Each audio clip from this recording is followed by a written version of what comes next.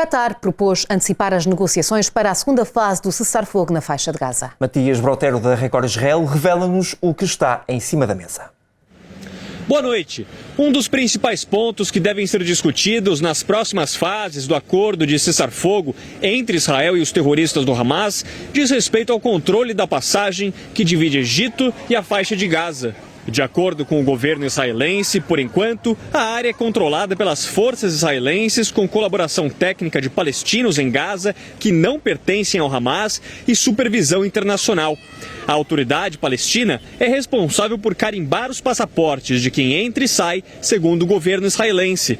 As discussões sobre a segunda fase do cessar-fogo estavam previstas para acontecer a partir do 16º dia da trégua, no começo de fevereiro. Mas o Qatar, um dos mediadores do acordo, estaria buscando acelerar as conversas sobre a etapa, segundo a imprensa israelense. De Israel, Matias Brotero, para o Fala Portugal.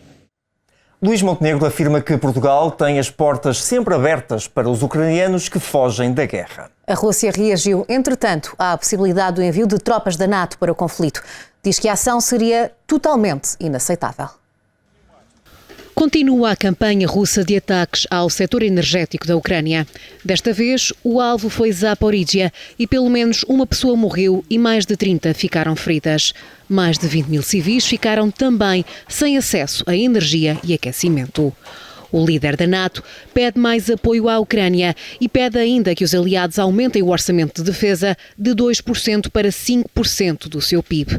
Mas o jornal Político, que cita fontes da diplomacia europeia, adianta que há pelo menos 5 países europeus a estudar o envio de 50 mil soldados para a guerra. Apesar de não serem enumeradas quaisquer nações, sabe-se que tanto França como Reino Unido discutem há várias semanas essa possibilidade.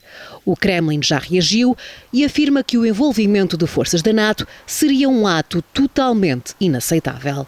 Esta quinta-feira, Luís Montenegro recebeu em São Bento representantes da comunidade ucraniana em Portugal e anunciou o alargamento da proteção temporária aos cidadãos ucranianos até março de 2026.